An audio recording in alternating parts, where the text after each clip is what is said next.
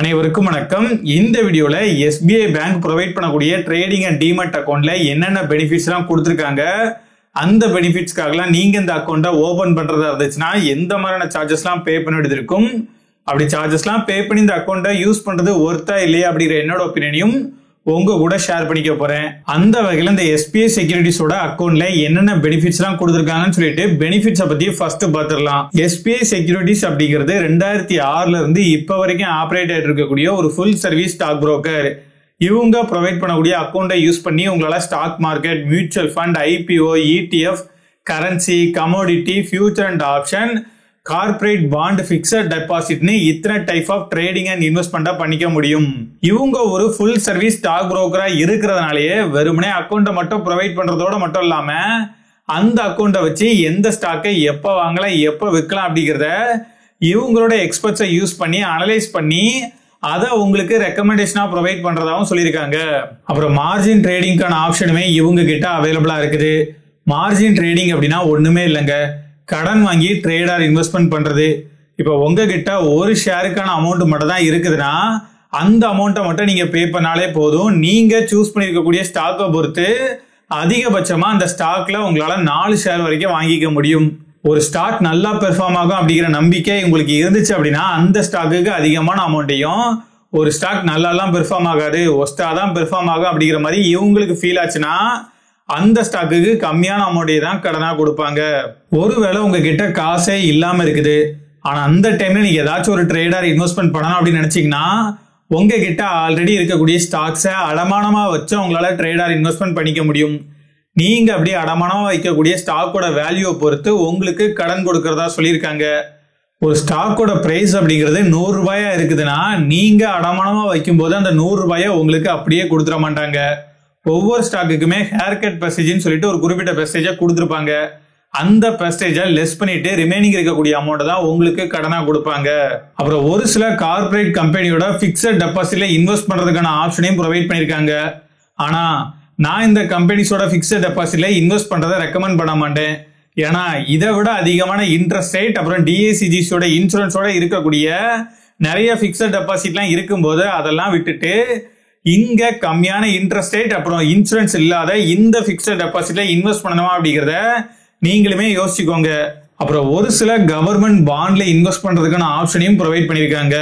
NRA அப்புறம் corporate demat அக்கௌண்ட்டே உங்களால இந்த பிளாட்ஃபார்மை யூஸ் பண்ணி ஓபன் பண்ணிக்க முடியும். அப்புறம் உங்களுக்கு தேவைப்பட்டா ஹெல்த் அண்ட் லைஃப் இன்சூரன்ஸையும் இந்த பிளாட்ஃபார்மை யூஸ் பண்ணியே உங்களால எடுத்துக்க முடியும். இந்த இன்சூரன்ஸை பொறுத்த வரைக்கும் HDFC அப்புறம் SBI இந்த 2 பிராண்டோட இன்சூரன்ஸை தான் இவங்க இப்ப வரைக்கும் ப்ரொவைட் பண்ணிட்டு வராங்க. இது எல்லாமே தான் இந்த பிளாட்ஃபார்ம்ல இருக்கக்கூடிய பெனிஃபிட்ஸ். இந்த பெனிஃபிட்ஸ்க்காகலாம் நீங்க இந்த பிளாட்ஃபார்ம்ல அக்கௌண்ட்டை கிரியேட் பண்றதா இருந்துச்சுன்னா எந்த மாதிரியான சார்ஜஸ் எல்லாம் பே பண்ண வேண்டியது இருக்கும்னு சொல்லிட்டு சார்ஜஸை பத்தி இப்ப பார்க்கலாம். SBI செக்யூரிட்டிஸை பொறுத்த வரைக்கும் 5 விதமான பிளானை ப்ரொவைட் பண்றாங்க.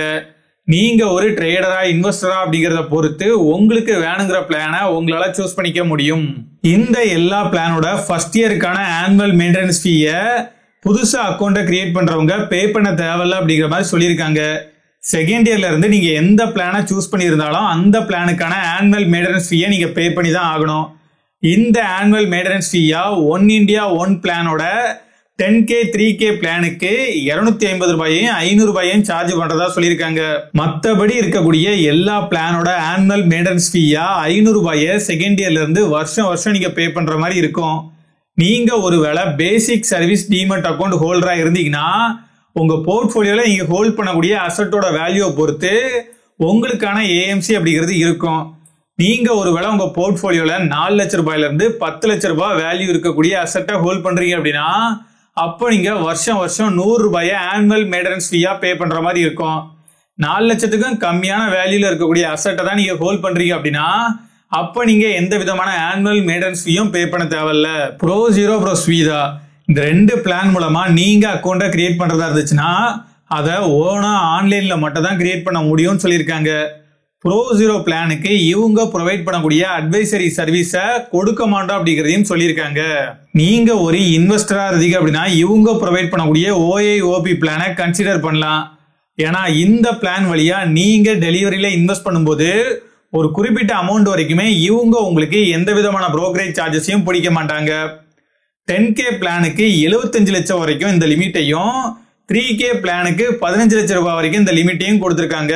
இந்த லிமிட்டை தாண்டதுக்கு அப்புறமா நீங்க டெலிவரியில இன்வெஸ்ட்மெண்ட் பண்ணும்போது 3K பிளானோட brokerage சார்ஜஸா நீங்க இன்வெஸ்ட் பண்ணக்கூடிய அமௌண்ட்ல 0.2%, 10K பிளானோட brokerage சார்ஜஸா நீங்க இன்வெஸ்ட் பண்ணக்கூடிய அமௌண்ட்ல 0.1% சார்ஜா புடிச்சுப்போன்னு சொல்லியிருக்காங்க. இந்த OIOPயோட 2 பிளான் அப்புறம் Pro-Zero பிளான், இந்த 3 பிளானுக்குமே ETF ஓட brokerage சார்ஜஸா எந்த ஒரு அமௌண்ட்டையும் சார்ஜ் பண்ண மாட்டோம் அப்படிங்கறதையும் சொல்லியிருக்காங்க. எல்லா பிளானுக்குமே இன்ட்ராடேயோட brokerage சார்ஜஸா 20 ரூபாயை பிளாட்டா சார்ஜ் பண்றதா சொல்லியிருக்காங்க. Pro-Zero பிளானுக்கு மட்டும் இன்ட்ராடேக்கு எந்த ஒரு அமௌண்ட்டையும் brokerage சார்ஜஸா புடிச்சுக்க மாட்டோம் அப்படிங்கறதையும் சொல்லியிருக்காங்க. மத்த பிளானோட பிரைசிங் அப்புறம் brokerage சார்ஜஸ் எல்லாத்தையுமே நான் ஸ்கிரீன்ல காமிக்கிறேன். SBI செக்யூரிட்டிஸோட அக்கவுண்ட் ஓபனிங் சார்ஜஸ்ல இருந்து brokerage சார்ஜஸ் வரைக்கும் எல்லாமே ரொம்பவே குழப்பற மாதிரி தான் கொடுத்திருக்காங்க. இப்படிலாம் இல்லாம எல்லா பிளானையுமே இன்னுமே டீடைலா கொடுத்திருந்தா ரொம்பவே நல்லா இருந்திருக்கும். அப்புறம் மார்ஜின் ட்ரேடிங் பண்றப்போ நீங்க கடனா வாங்கியிருக்கக்கூடிய அந்த கடன் தொகைக்கு இவங்க வட்டியும் போடுவாங்க. நீங்க கடனா வாங்கியிருக்கக்கூடிய அந்த கடன் தொகையில 0.04% பெர் டேக்கான இன்ட்ரெஸ்டா சார்ஜ் பண்றதா சொல்லியிருக்காங்க. Pro-Zero பிளானுக்கு மட்டும் ஃபர்ஸ்ட் 23 நாளைக்கு இன்ட்ரெஸ்ட் ஃப்ரீ மார்ஜின் ட்ரேடிங் ஃபெசிலிட்டியை ப்ரொவைட் பண்றதா சொல்லியிருக்காங்க. அந்த 23 நாளை தாண்டதுக்கு அப்புறமா சேம் இன்ட்ரெஸ்ட அந்த பிளானுக்கும் சார்ஜ் பண்ணதா செய்வாங்க. உங்ககிட்ட இருக்கக்கூடிய ஷேர்ஸை அடமானமா வச்சு நீங்க ட்ரேடர் இன்வெஸ்ட்மெண்ட் பண்றீங்க அப்படின்னா அப்படி நீங்க அந்த ஷேரை அடமானமா வைக்கும் போதும் அதை மீட்கும் போதும் பிளட்ஜிங் அண்ட் அன்பிளட்ஜிங் சார்ஜஸ் சொல்லிட்டு சார்ஜ் பண்ணதான் செய்வாங்க. அதான் உங்களால ஸ்கிரீன்ல பாத்துக்க முடியும். டெலிவரியில நீங்க ஒரு ஸ்டாக்கை செல் பண்ணும்போது டிபி சார்ஜஸ் பிடிப்பாங்க. இந்த டிபி சார்ஜஸா நீங்க டிரான்சாக்சன் பண்ணக்கூடிய அமௌண்ட்ல 0.01% சார்ஜா பிடிச்சுப்போன்னு சொல்லியிருக்காங்க.